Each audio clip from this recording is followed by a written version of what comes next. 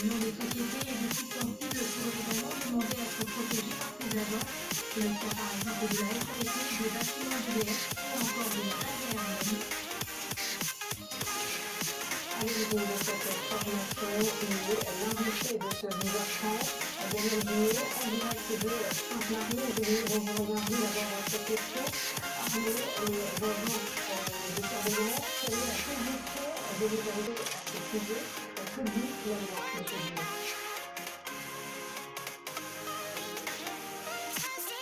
Pour l'instant, ce que dit la loi est en cours de traitement. Le pouvoir remis en fait au collège d'une place pour pouvoir armer les agents de sécurité si jamais nous avons encore des situations de terrorisme, un peu comme celle de Paris. Et bien entendu, si les gens sont formés et mis en place comme plus possible, ce sera sous contrôle de l'État, bien entendu. Moi, les agents de surveillance renforcés, qui pourrait faire appel à eux sur le plan national et sur le plan local, M. Guigné?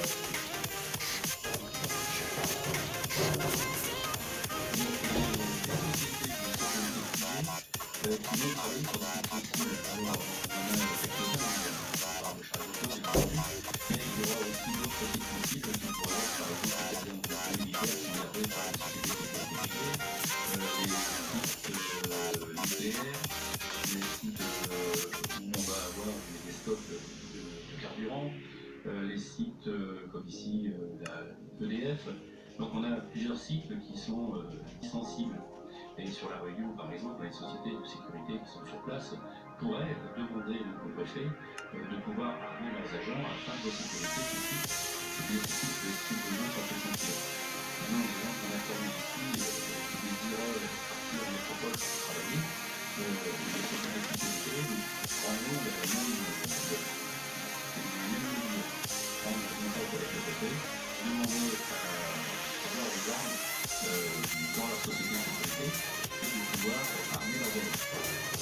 Donc des besoins précis, mais pas de besoins particuliers que vous comprenez aujourd'hui dans nous. Le profil des stagiaires qui suivent cette formation, c'est les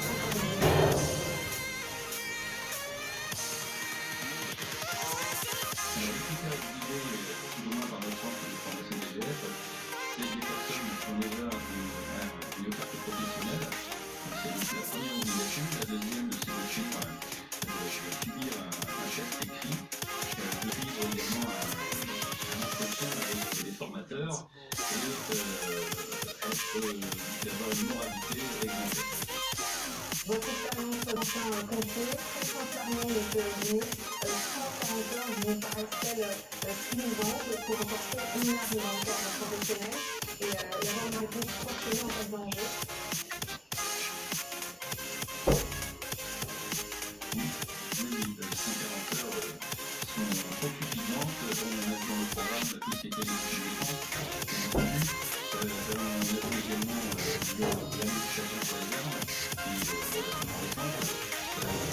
On a vu toutes les difficultés et donc les agents ont donné un certain d'heures de tir, dont l'utilisation d'un tir, un qui est certifié, qui a toutes les compétences pour suivre ces agents en zone de sécurité.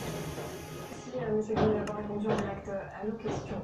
Dans le reste de l'activité, ce débrayage sur le chantier de la nouvelle route du littoral, les ouvriers mobilisés pour la construction du viaduc réclament une revalorisation de leur prime objectif, une prime trimestrielle qu'ils aimeraient voir doublée. Les négociations sont en cours avec la direction de leur entreprise. En cas d'échec, le mouvement pourrait se durcir. On écoute Thierry Robert, représentant syndical, au micro de mes collègues. Voilà, C'est une situation du personnel du viaduc. Justement, qui vous sera.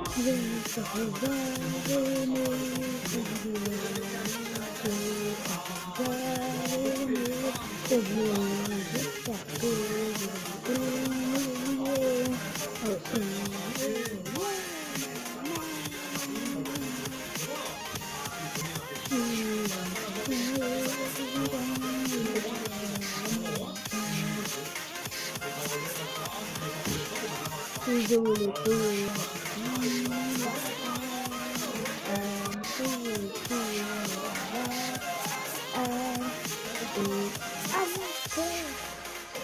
course est la 42e conférence